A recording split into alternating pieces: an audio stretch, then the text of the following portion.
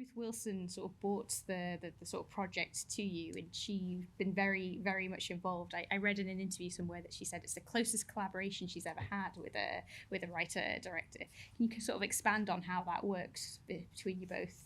I mean, I guess, well, to begin with, it was sort of lots of conversations, and then a kind of conventional way of me going away and writing and then coming back with a script that my producers and Ruth would look at and give me feedback on.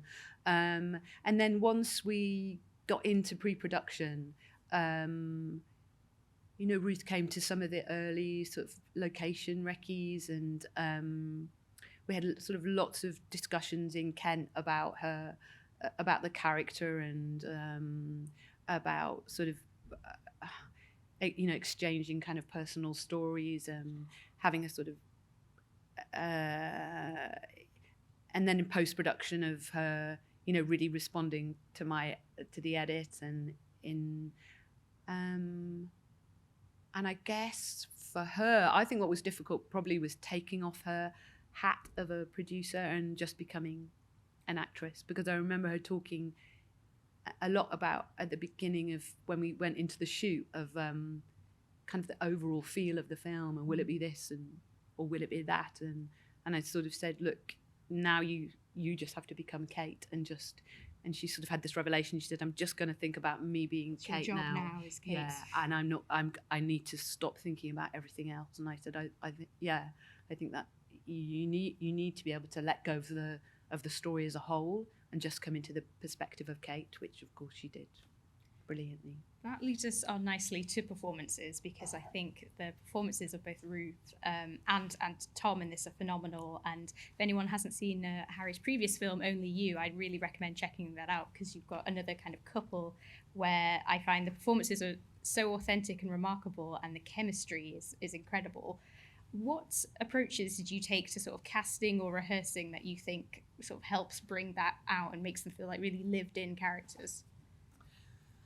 I mean, I think it does all start with a script, because I think if it's not written in the scenes, the actors can't do it. Like, they've got to have some lines to speak and something to do, and you have to write it in, so it's in the DNA of the script. And then I think sort of thinking about, like, casting Tom was a really interesting choice, because who is this man who she's gonna fall for? Why is he so seductive? Like, is it his looks? Is it his brains? Is it, what's she getting?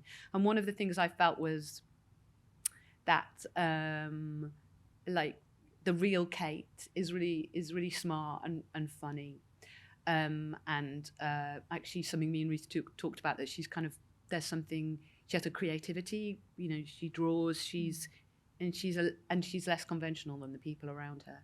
So I felt like Blonde, he had to have something that you feel like you can't really work out, that's running underneath him, a kind of intelligence that you can't really put your finger on, that he feels quite ambiguous, you can't really work out his background, you can't really, because I think that feeling that you can't work someone out is what keeps you going back for more. And actually, in the edit, one of the things I talked about with my editor, that I sort of realised that, in a way, the whole film, the drive has got to be that she wants to have him, she wants to be with him, and only when she gets to the point of not wanting to be with him, that's the end of the film.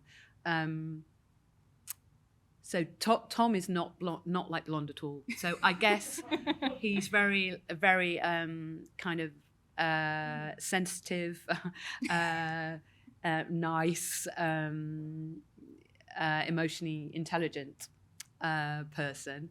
So the struggle for him was, he was always saying to me, why is he behaving like this? So I had to kind of I had to justify, not justify, but I had to, we talked a lot about, I sent him, actually, before he agreed to being Blonde, I wrote him a sort of long analysis of who Blonde was and why he behaved like he was, because he said that's the thing that he was trying to work out. So what, who is he? Why does he behave? Because I don't think anyone goes out of their way to be bad. Everybody I mean, I could tell you why he's behaving like this, but maybe no, we're not interested. But so, and I feel like casting against type, making that there's a kind of push and there's a sort of pull on his qualities, makes him interesting and compelling.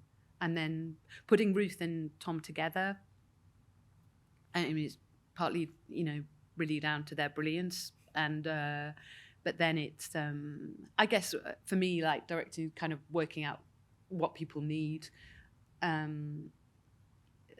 just being very astute at looking at the performances and the scene in the monitor and then, trying to eke out what I want without undermining the feeling that they are free to sort of play and be creative themselves, sort of balancing that freedom for them. And I think one interesting thing is that you don't all have to agree, that sometimes we would talk a lot about whether he's in love with her or he's not in love with her. Or with Ruth, I was often pushing her to be like, Ruth always plays these quite formidable characters, but actually as a person, she's very, she's not formidable, and she kind of laughs quite a lot, and she's sort of like, her energy is much kind of like springier than the people, so it was, and sweeter than the people she plays. So often I was encouraging her to move in that direction, which I think was not her natural kind of default position for feeling safe as an actress. But I think she sort of enjoyed that challenge, and so not always having to agree on what's going on in the scene, or whether. Yeah, it's more like if I feel it's working and they feel it's working, and I'm getting what I want from watching it, and they feel that they're getting what they want from playing it, then we don't have to agree. Yeah, which is.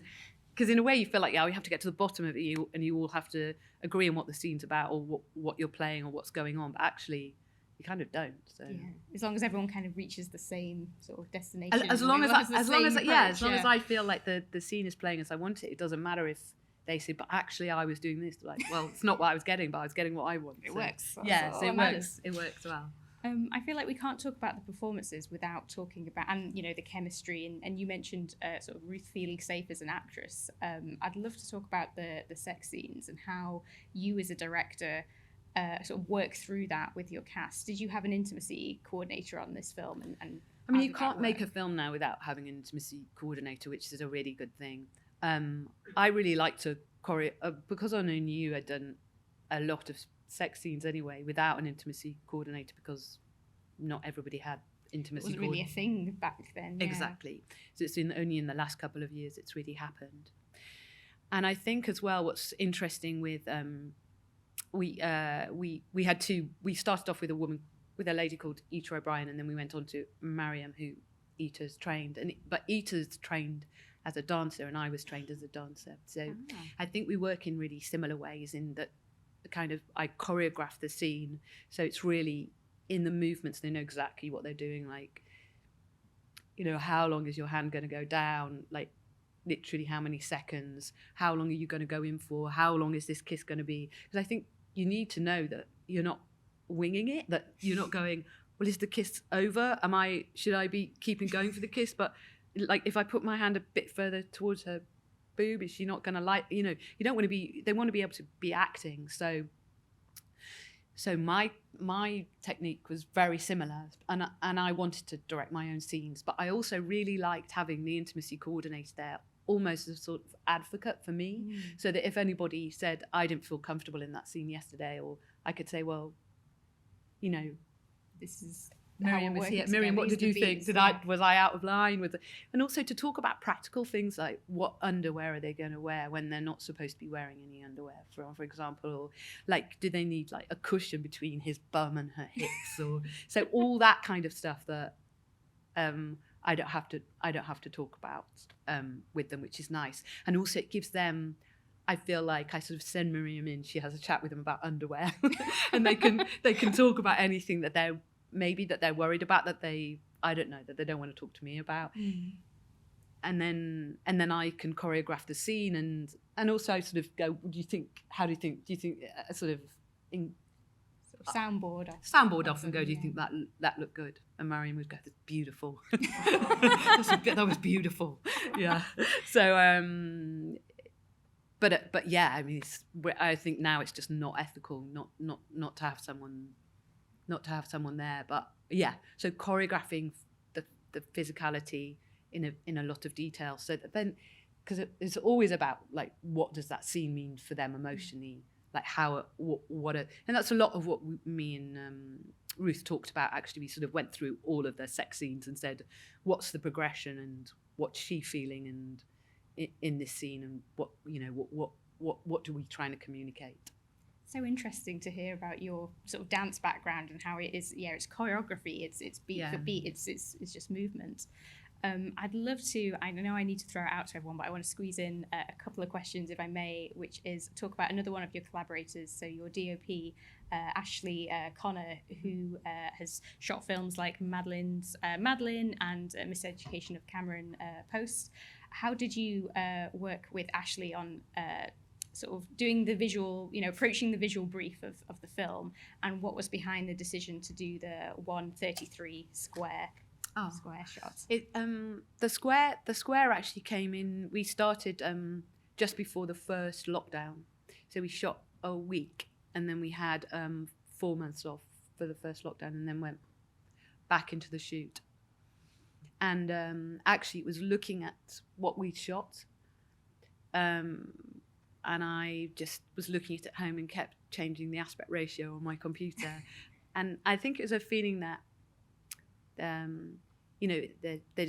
we so much want to be in Ruth's head, in Kate's head, all the way through the film. And I felt like she should fill the frame, and we shouldn't really be looking at what's around her. And I felt like there was something timeless about that ratio as well. And there's something about Ramsgate which is a bit timeless, like it hasn't quite moved with Stuck time. in time, a Ramsgate. little bit, yes. Hopefully no one's from Ramsgate here, sorry. But it has a charm, very, there's something very lovely about Ramsgate as well because of that. And a feeling that she's trapped as well. So then afterwards, I sort of asked everybody, and Ashley, what did everybody film? Everybody was on board. So we went back and continued to shoot, but from then on, continued to shoot intentionally for that frame. And I was drawn to Ashley's work because she's quite experimental, and what I realised was there was parts of the film that hopefully will feel experimental. So and that was really going to be the main challenge, and I wanted someone who could capture the dreams, that was good at shooting from a female perspective. And actually, it was Ashley's done some brilliant music videos, and that was one of the things that I loved when I looked at her work. And she'd done this brilliant music video where this woman's shaving her legs at the beginning, and that was like, this is the one. We have a shaving scene that was very long, a lot of points, because I loved it so much. And every time we showed the film, they were like, this shaving scene is still too long. Okay, and now it's tiny, but yeah.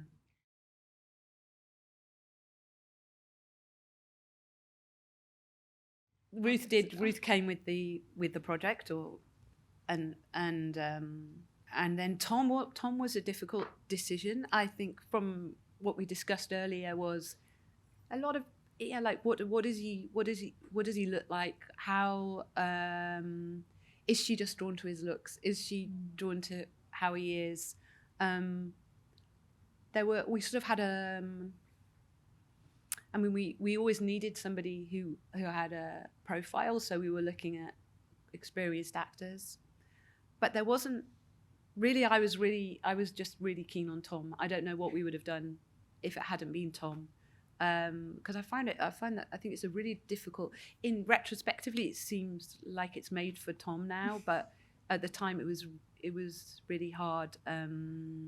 Was he a choice, or were you sort of names taken to you and you were like, oh, Tom, or had you had him in mind before? I can't really remember. I think probably what generally is what you know, a casting director would give you a list of high profile actors. But generally I don't know, like there's never, I'm always sort of, there's just one person for me. Yeah. That's it. Very monogamous with my casting. And then the other roles were in a normal fashion. But yeah, we had a date actually, me and Ruth and Tom all together. And Tom was late actually, so me and Ruth were late. Classic. Yeah, waiting for him. And so we did have a date where Tom was very charming. Me and Ruth laughed at all his jokes and then went away and go, yes, he's fantastic. So yeah, but you know, yes, he didn't tape or anything. We didn't do that was our chemistry test, I guess, that dinner.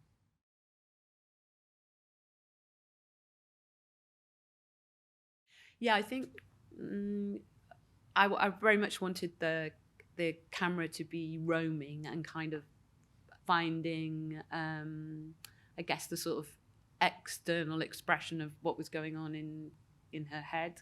And I think Hans, especially like with when she's phoning, can be very expressive. Yeah, I think it was just the roaming aspect of the camera, that it would be finding the expressiveness in Ruth's body. Yeah, to externalize what she's thinking. I guess because we're just seeing the story so much from her head. That's interesting because partly it's Ashley doing that on her own, but she also, you can't see that well when you've got a camera. So it was also me saying, so having like a dummy run of it and then saying, you know, can we go down to Ruth's hands? And then we'd sort of practice the choreography of those moments as well. And then sometimes, like at the lake, it was me going, can you know, driving her mad and going, can you go down? Can you go up? And they're going, well, you got to go again now because, you know, I didn't capture everything. And yeah, so we'd sort of, I guess in a way we're shooting rehearsals. So Ashley gets to know what's going on through the lens because she can't kind of look around. So, you know, and she's really amazing at handheld work as well.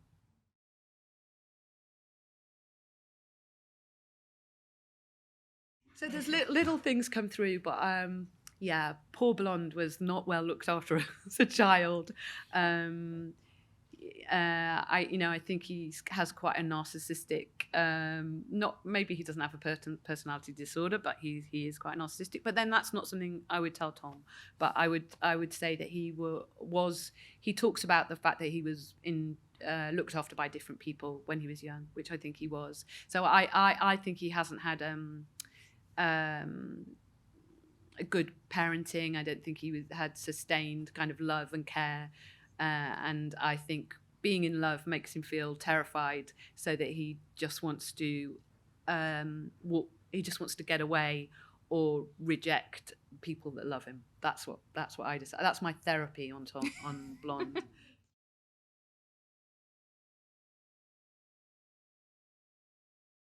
It was a sort of a little bit of a process, as in, but I would start off being a bit thoughtful towards the author, which is ridiculous, really, because you know you've just got to let go.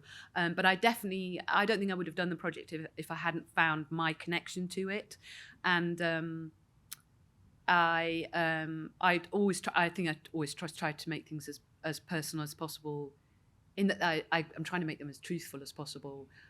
So I definitely, you know, yes, used.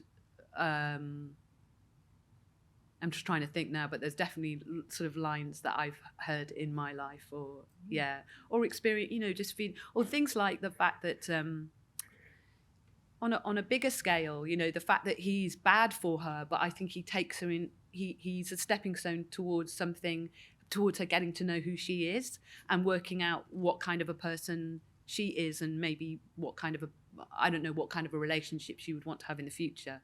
So I that was something I've experienced.